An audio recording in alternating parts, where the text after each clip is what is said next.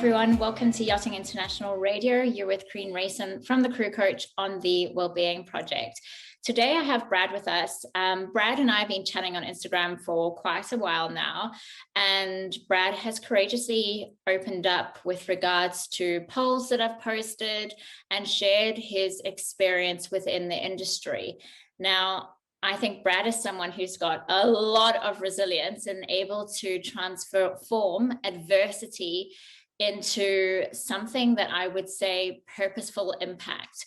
And I'm really excited to talk to Brad today, not only to learn more about him, his insights and his experience, but also I think we share something very common, Brad, and that is effective leadership. So welcome to the show, and I cannot wait to get started. Thanks, Karine. Thanks for having me. I'm happy to be here and share my stories. Thank you. So can you start us off with how and when did you enter the industry and where are you today? Okay, so just a quick background. I was born in Zimbabwe and came to South Africa when I was probably around 5 years old. My parents split up when I was 2. Mum brought me to SA, Dad stayed in Zim.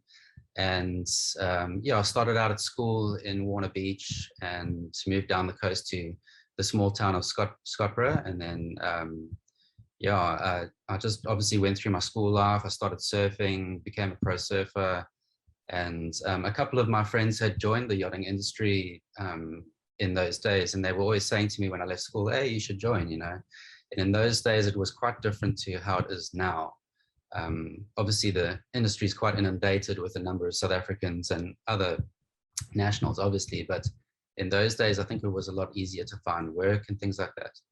But I went through a couple of phases in my life, working in sports marketing and advertising. I was in the corporate world. I worked for Mr. Price. I did the Mr. Price Pro and the Comrades Marathon and things like that. So I was involved in a whole lot of other stuff before yachting. And then one day I looked at myself in the mirror and I was just like, what are you doing? You're wearing these weird shoes and these skinny tight jeans and this pink collared top. It just wasn't me, you know. And I decided to move to Mozambique and live in a grass shack on the beach.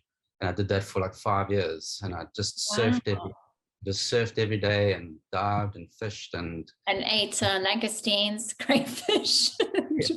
fresh fish. Yeah, I just didn't want anything to do with work. You know, it felt like my whole life was just revolved around being in an office and at a computer, you know, so it wasn't me. I wanted to be out in the ocean and in the water and involved with nature. And so I lived in Mozambique for a couple of years, and then the money kind of ran out and things weren't going so well. And I thought, hey, maybe I should get back into the corporate world. So I moved back to Durban and started an advertising agency at TBWA. And then it was very quick to get to the next point thinking, this isn't for me. And then I decided in 2012 to go and do my first yachting course up in Langebaan in Cape Town. And that's where it started. But I have quite a unique story to entering the industry. It's I don't know why, but weird things just happened to me. And I did my course in Langebaan, and then I decided I'm going to sell my car, sell all my sound equipment, because I was a musician. I played a lot of music, live music, and sang to make extra money, you know. And I thought, okay, I'm going to sell everything now. I'm going to take all this money. I'm going to buy myself a ticket. I'm going to go to France. And I found out a little bit about the industry from a friend of mine who had been in it for 10 years already with her now husband. And she gave me all the insight. And me being the person that I am, I'm always early to start something. I'm so keen and eager, and I'm a very passionate person. So I actually, by mistake, I went over to France a little bit too early, and the season wasn't ready for me yet. And it was quite an eye-opener, because I did a lot of dock walking and stuff for 3 weeks, but there was just nothing going on. I was the only person there, didn't know what I was doing. I stayed in Biot in a small little caravan with 1 or 2 friends. But I also went over there I was all in. I didn't have much money, and I didn't have much insight other than what I'd kind of brushed over with a few friends. But I got some day work, and then my visa was running up, and there was an opportunity for me to get a job, but I didn't know it yet. And I had 2 days left in France. And the day before I was supposed to fly out, I was walking down the dock with a friend of mine, and this girl, Mignon, and she's from the same town as me. And it was both our first attempt at trying to find work in the industry. And we went very, very early in the morning to Jean Le Pen, I think. Yeah. And we were walking down there, and it was like my last shot. I knew I had to fly home the next day. And this guy came walking down the dock at like 6:30 in the morning. It was quite early. And we were just putting our CVs on the end of passerelles, you know, just hoping that when someone comes out in the morning, they'll pick it up, and it was our last shot, you know. And this guy came walking down with a big Marlboro jacket on, smoking a fat cigar, and very confidently came up to us and said, "Hey, are you guys looking for a job, you know?" And we were like, "Yeah, we are." And he said, "Hey, I'm a captain on a boat. One of our yachts is coming in from, I can't remember where he said, but he said, look, like, come and have a meeting with me and my crew. They're staying in a crew house here, and come and have a meeting with us at a coffee shop." So we got all excited. We were like, "Yeah, this is so cool." And at lunchtime, we met them, and they pulled out like all this documentation that showed us the vessel. And he sat there with 2 of his crew members. And eventually they said to us, "Look, for purposes of opening bank accounts and to get you on the crew list and stuff, we need you to each give us like 250 euros to get in, you know." And being somebody who's never been in yachting before, you wouldn't know any better, you know. So there was my that was the big fallout for me. I was just so excited about this thing. I thought I'll do whatever it takes to just land this first job. And I was completely conned by this guy and these 2 people that was with him. And French, or did they like have French accents? No, so he was claiming to be South African, but he looked like Argentinian to me. Like, I don't know why, but he showed me photos of himself with what's his name, with Jacob Zuma and things like that. So he said he was quite high up in those weird. Like, what are the chances? Those circles, yeah. So, you know, I'd just done some day work for a company there in Antibes, but it wasn't to do with yacht. It was a yachting company that supplied everyone with clothing. So they were moving a factory, okay? So I'd helped them for like a couple of days, and I'd been paid 500 euros for the work. Yeah. And the girl that was with me, she had no monies at the time of the meeting. So I just said, "I'll pay for you. Like, let's just land this job. Let's get it done. I don't care." Like, I was so excited, and I knew I had to fly the next day. So for me, this was like a godsend, you know. And he took the money and he said, "Look, let's meet again tomorrow. And I'll go and sort out all the bank stuff today." And that was the last I ever saw of him. We never, it was crazy because I had about 8 euros left in my wallet, in change. I'd given all my notes to this guy, and I had to fly home. And I still remember I was sitting on the side of the road on my suitcase with 8 euros waiting for the bus to get me to the airport. Yeah. And the bus pulled up next to me, and there was nobody on the bus except a little old lady. And I said to the bus driver, "How much is it to the airport?" He said, "It's 9 euros. Oh no. And I said to him, "I've only got 8. And he said, "Sorry, like, you can't get on." And he like kicked me off. And I couldn't believe, and I looked at the old lady. I was hoping she was going to say, "Hey, I've got €1 for you," you know. And she just like looked at me and then looked away. And then I got off the bus and I thought, this is like, what's going on? And I just sat on the side of the road, and the bus drove off, and now I'm going to miss my flight, and I didn't know what was going to happen. So, my goodness. and I just sat down on my case, like with my hands like in my head like this, and I thought, oh my gosh, what's going on here? Like, I don't know what I'm going to do now. I've got no money. I can't get home. I'm going to miss my flight. I'm going to overstay my visa, you know, and the bus drove off. And then while I was sitting there, he turned around somewhere and he came back and he picked me up and he just said, I'll take you. And oh my gosh. because by that time, I was now like very late for my flight, and he drove me like into a weird place in the airport, like around the back. And he literally dropped me off almost by the terminal. Yeah, like it was just this weird scenario. And he had phoned somebody and they met me outside just so that I didn't miss my flight. He'd gone like to lengths to make sure that I don't miss my flights. And it was just so strange. And then from that point, I went home after that. I landed at home. I had nothing to go back to. I sold all my equipment that I used to generate an income playing music. And my sister had to take me in Joburg, and I was on the bones of my bum, and I had to try and find a job and get going again. You know? And then I was just like, I'm never going to do yachting again. This sucks, you know, like. I've heard that statement many other times. God, I was just like, this is not happening for me. I'm not doing this. No ways. I'm just going to have to try something else. And then about a year and a half later, I got a random call. I didn't ever try and find work again. I left it. And a year and a half later, I got a call from Joy Weston at Crew Pacific. And she just said to me, hey, got your CV here. And the captain's looking for a surfer, and you know, would you like to join a boat in Fiji, a 60-meter fidship? Oh my God. I was like, no ways. I'm like, is this for real? And then I just thought that maybe this is a scam again, you know, like I was so nervous because of what had happened before. And then that was it. The captain phoned me that Friday. We chatted a little bit, and it was very weird because I'd just taken my car to the car wash, and as I walked into the car wash to put my keys down and then go for a surf while they washed my car, there was a sign there by the keys saying count your blessings one by one. And when I got back from my surf, my phone had a missed call, but from a strange number. And I thought, hey, this could be the captain, you know.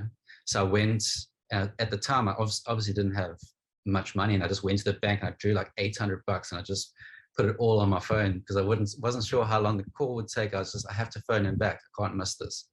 And I went and phoned him, and then we chatted, and he booked my ticket. And that Monday I flew to Fiji. Oh my gosh, what a good story in the end. 2 days later, and then that was it. That's where it started, 2014 in Fiji. And it was a world cruiser. It was a world cruiser. So I was thrown into the deep end and knew nothing about yachting. I joined a crew of like 18 and all multinational. Yeah. So I dived into a massive pool of new experiences, new cultures, new people, new faces, not knowing what I was doing when I joined, but just going for it.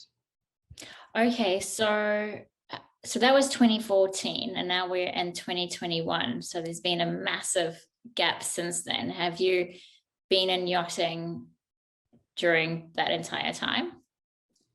Yeah, so basically, when I joined that first boat in Fiji, it wasn't easy. The first like 3 to 6 weeks was very intense. There was a lot of strong characters on the boat.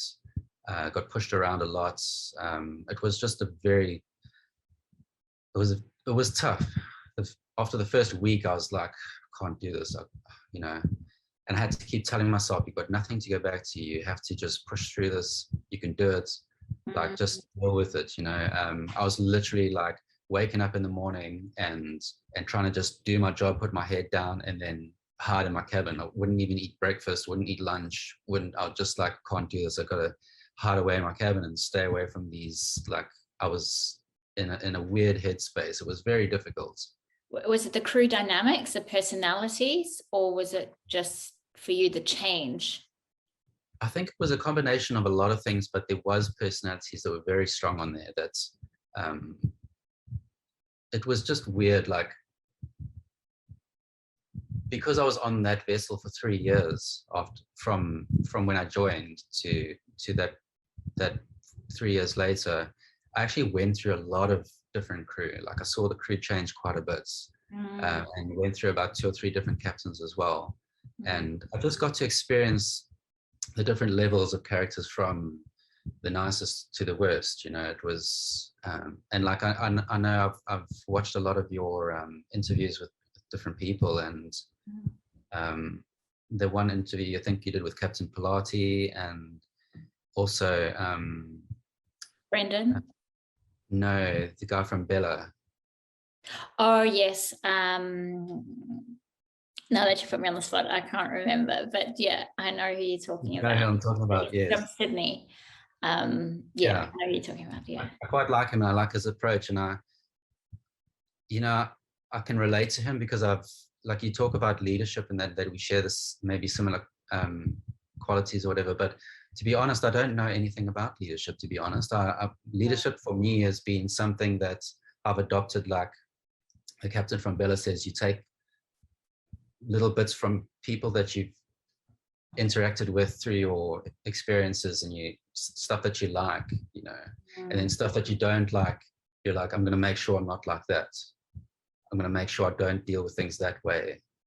So to me, I think leadership, everyone's a leader in one way or another. Whether you're driving a car and you've got passengers in your car, you're a leader at that point, because you're making decisions that reflect on you as a person, keeping people safe in that space. It's your responsibility. And if you don't feel like if you don't feel responsible, you can't act responsibly. Yeah, and it's so true. There's an amazing book called The Leader with No Title, and I think that's where hierarchy can be detrimental, because the people at the top have a lot of influence and power, and the ones in more junior positions they may have more intelligence, lived experience, emotional intelligence, and they're not given a voice. And that's very, very sad, but also it can, how can I describe this? It can negatively impact the growth of the team as well, and impact collaboration. And leadership is so complex. And yes, I think it's great to have poor leaders and amazing leaders, and you can take a bit of everything, but that's surface level. Then you need to go really deep and understand yourself first as a leader. What are your values? What inspires you? How do you engage crew? How do you motivate crew? So that's how complex it really is. It's a lot to do with psychology, understanding yourself and understanding others. Yeah, 100%. I think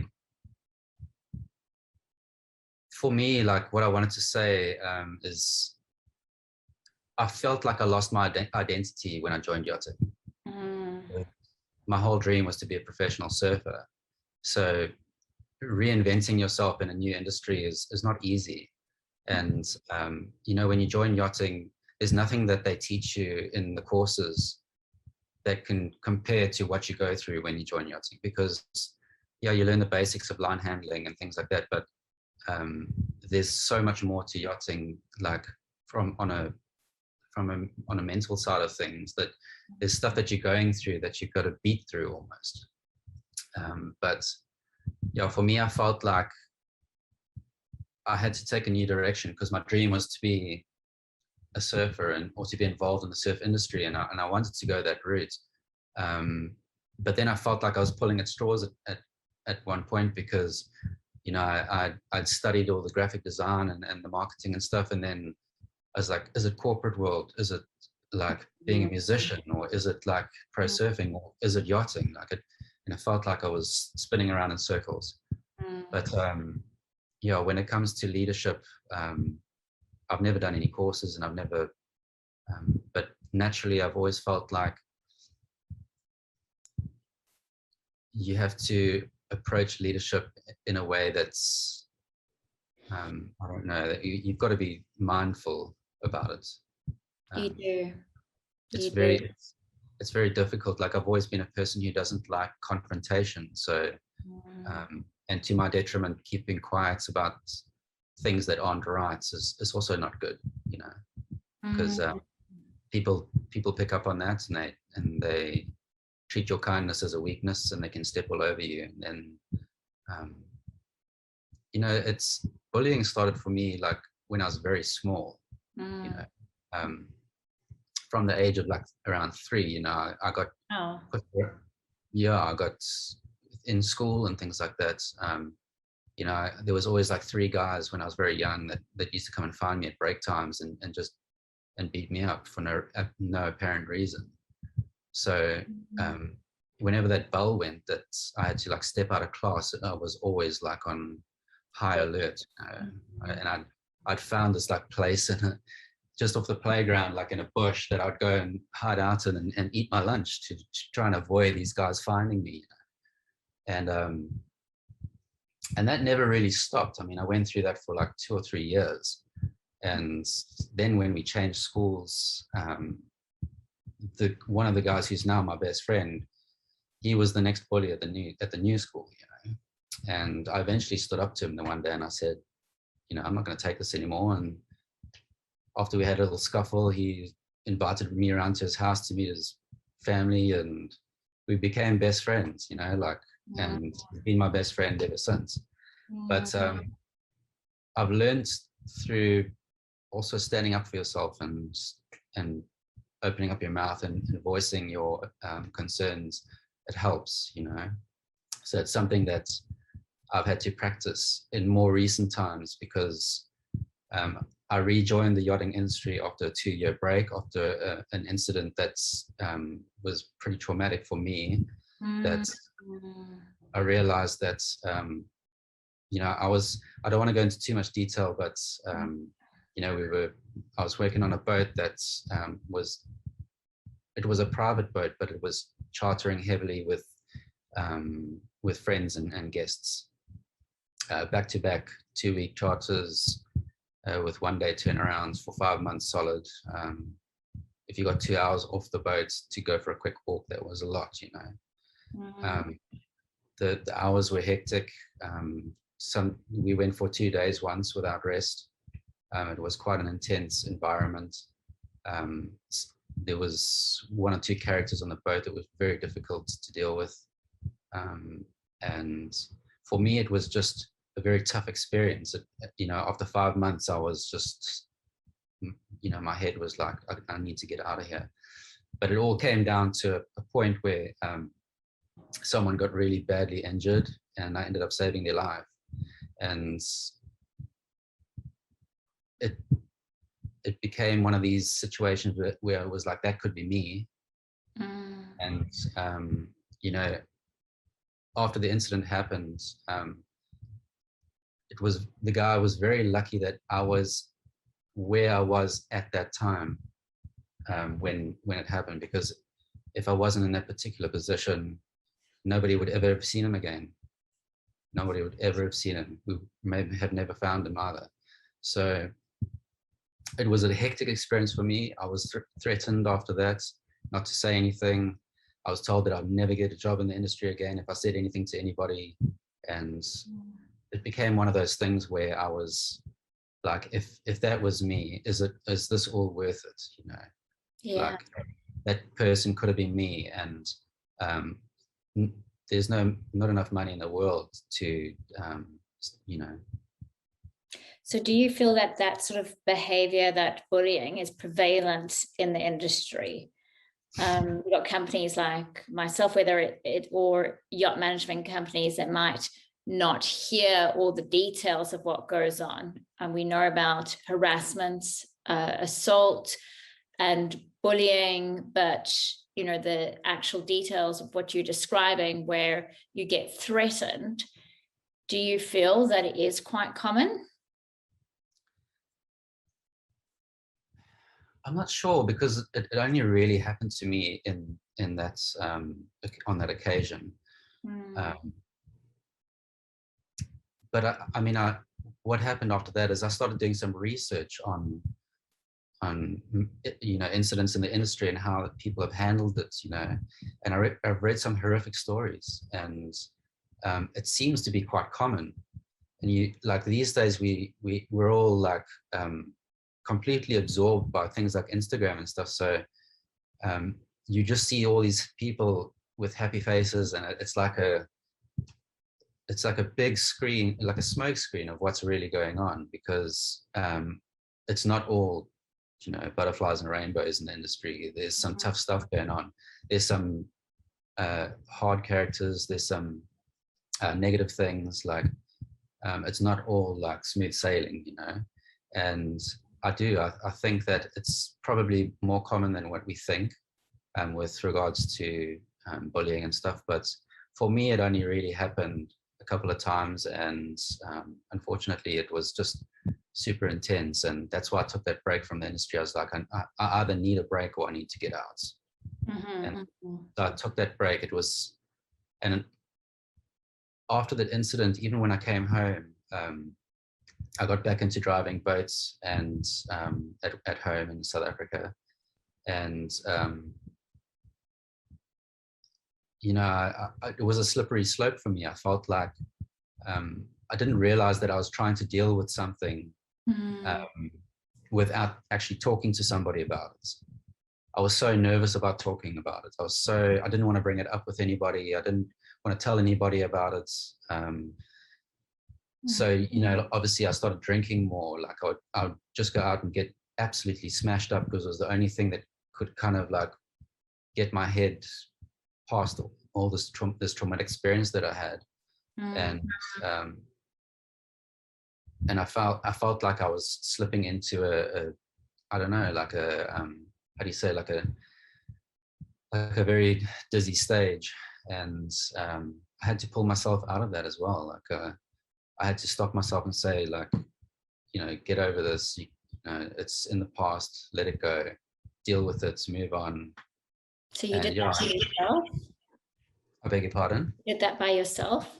Did you reach out for support in the end, or did you have to just pull the handbrake up and going, this behavior isn't going anywhere, like I'm self-sabotaging?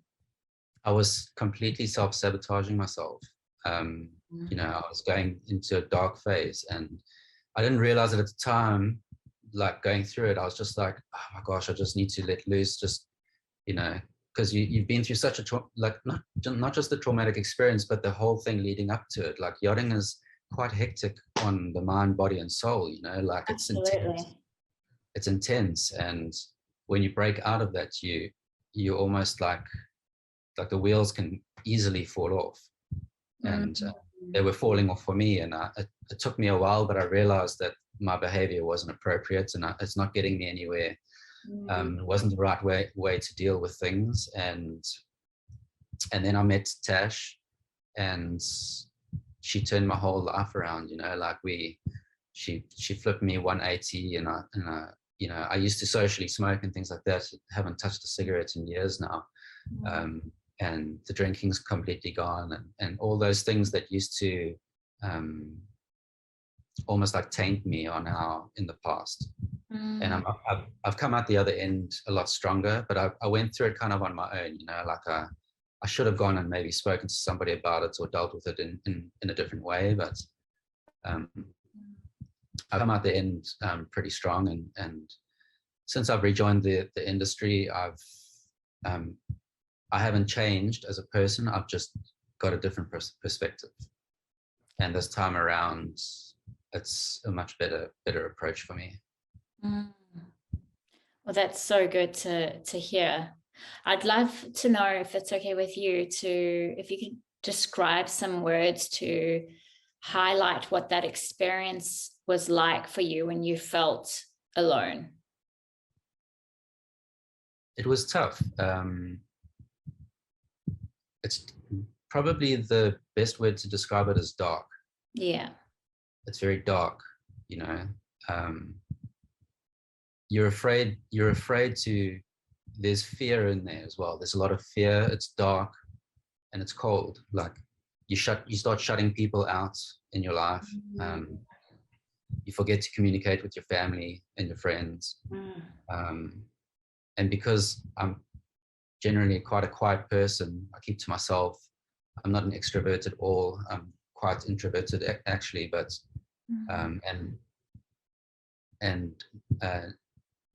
avoiding like confrontation, all these things, it doesn't give people around you much to work with. So they start making their own assumptions about you, and that can also make things worse for you, because now you're starting to like deal with negative things where you really need the support in a positive way. And it just starts to spiral like that. You just start to go down and down and down and down. It feels like someone's pulled the plug in and all the water in your life is just starting to go down the drain, you know. So yeah, I would say the best word to describe going through everything alone like that, it's quite dark and it's scary. Yeah. And did you feel that you were different? I've got a client and he's going through or experiencing depression at the moment, and he is crying quite frequently. If he watches a soap, he finds himself crying. He is lacking motivation, drive, which has never been an issue before. He is isolating. So all those common signs with regards to depression. And often he would say, I need to be fixed. I'm screwed up. I'm screwed up. I'm screwed up.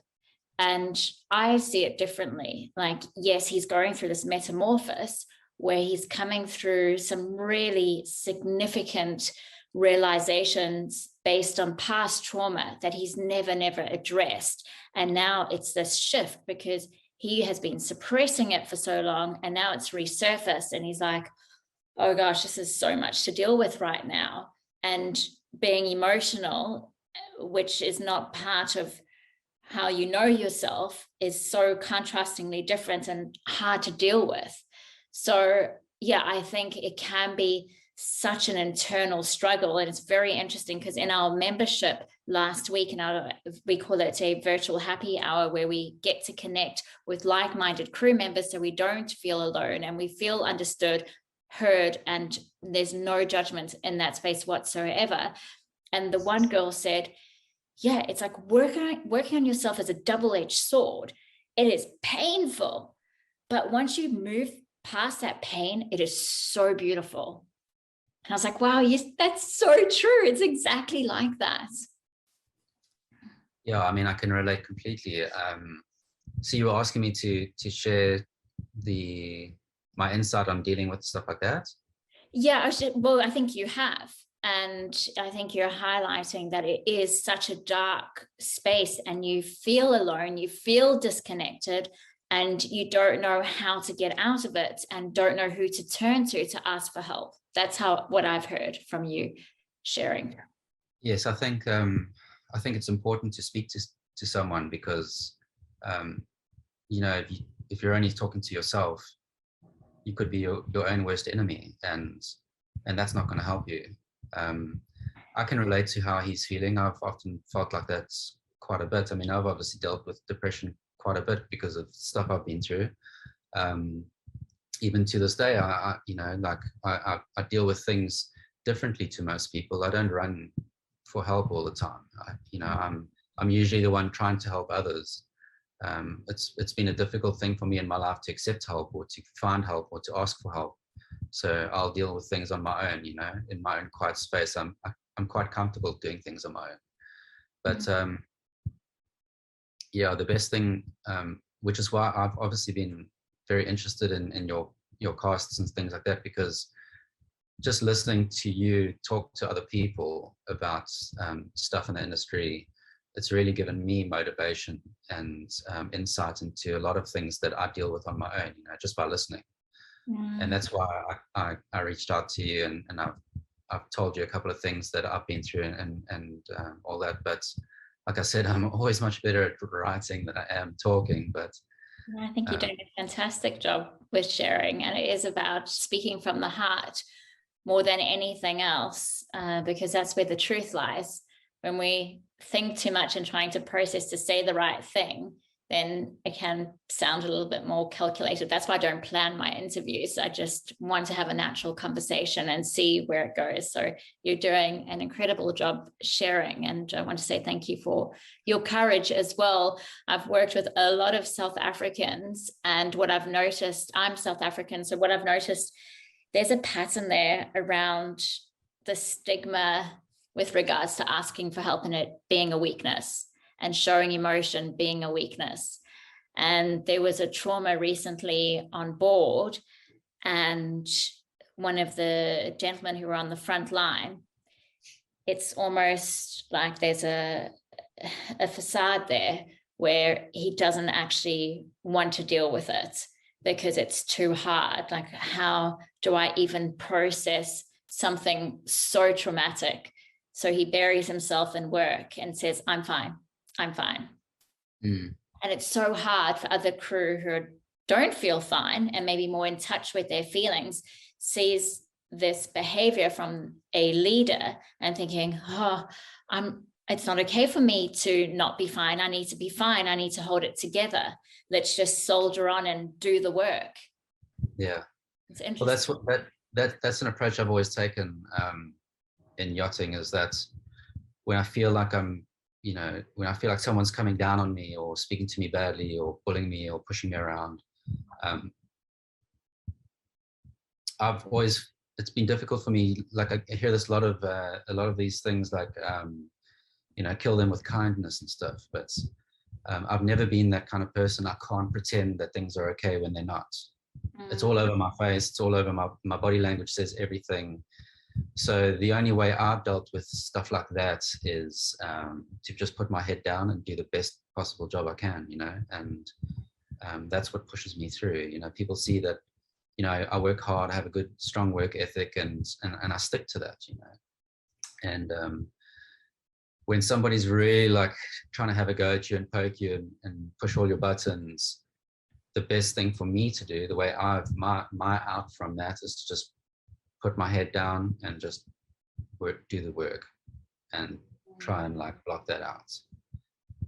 And that's how I've dealt with it so far, But is that sustainable? I think it's great, because once you start reacting, you're feeding the bully with a response that they want to get.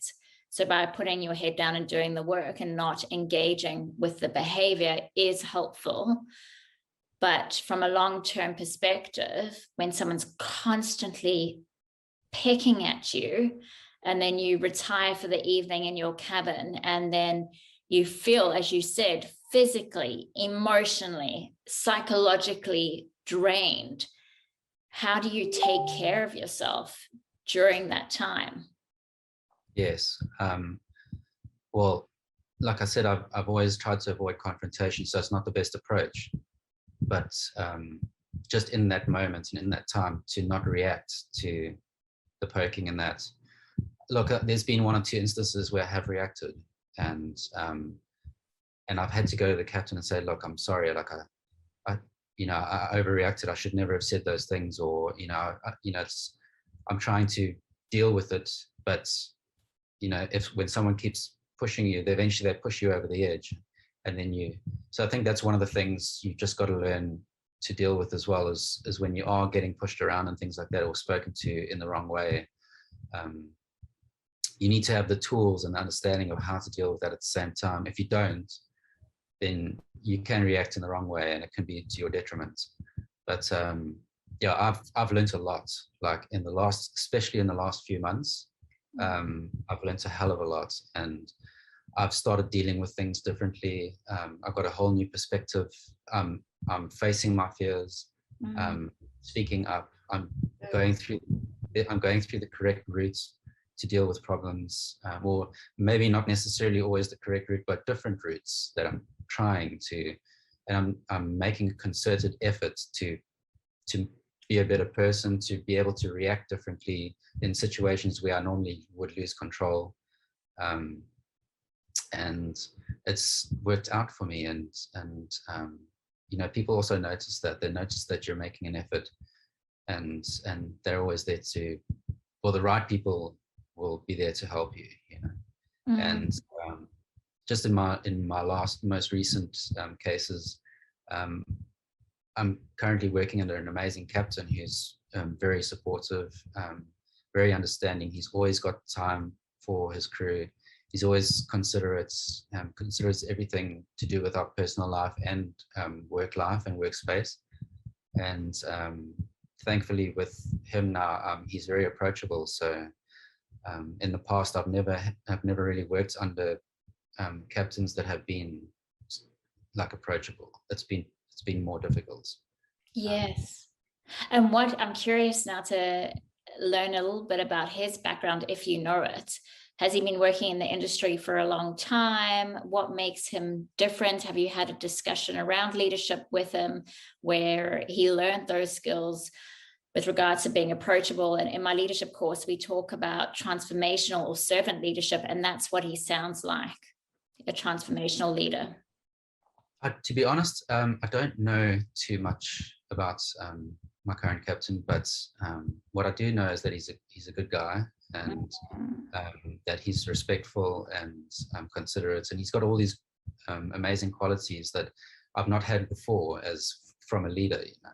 Yeah. So for me, that makes a huge difference. I'm completely comfortable in my position. I know that I've always been an honest person, so if I don't know something, I won't pretend to know it. I can go to him and say, I don't understand how this works. And I've always been one of those people who I need to understand what I'm doing instead of just doing something because I got told to do it. So in that way, he's patient. He's patient. He's got patience, a lot of patience. Yeah, for sure. And it's made a massive difference to me and my job and what I'm doing. I feel almost free now. Like, it's weird. I don't feel like I'm in a cage trying to hide. Yeah, I'm so happy for you. And just quickly before we finish off, you mentioned identity, that you felt like yachting, you lost part of your identity, and also it sounds like you've worn so many different hats. And when you have, then it's about searching, well, which hat do I need to choose? And I feel like a lot of us think that we need to choose one identity, one hat to wear. And it's really, really interesting because you're not the only one that's mentioned that. I personally have found that when I was working in the industry, I felt that I was losing my identity, and that motivated me to find my identity. And in the other course that I have, which helps yachties exit the industry, the course name is called Discover Your Career Potential, and it looks at the purpose and the passion and who you are, what is your why, and how you can channel that into a meaningful, purposeful career pathway. So how have you managed those different identities, and where are you at today with it? Well, my vision is still exactly the same as it was growing up. I've not changed where I want to eventually be in my life, and that's still to be involved with surfing. I've always wanted to have a surf camp somewhere. I wanted to live a simple life, I wanted to grow my own food and all those things. So the vision is still there. It's always in my mind. Like, I dream about it all the time, and I talk about it all the time with my girlfriend. And she's very involved in the diving industry, and that's so we come from like shared visions as well. She's very good at what she does, but diving and surfing and all that stuff all involved in the sea is kind of like where we want to head towards. That's where your heart is at. Yeah, so like talking about wearing different hats, I'll be wearing the surfing hat now when I go home. I'll be putting the yachting hat down and putting a different hat on again, and getting in touch with my true passion again. And music. And that's the thing. I don't think we have to set on one thing and find that one thing. It's about being flexible and adaptable, and integrating those different interests and passions in your life when you see fit. Exactly. I mean, who says you have to do one thing for the rest of your life?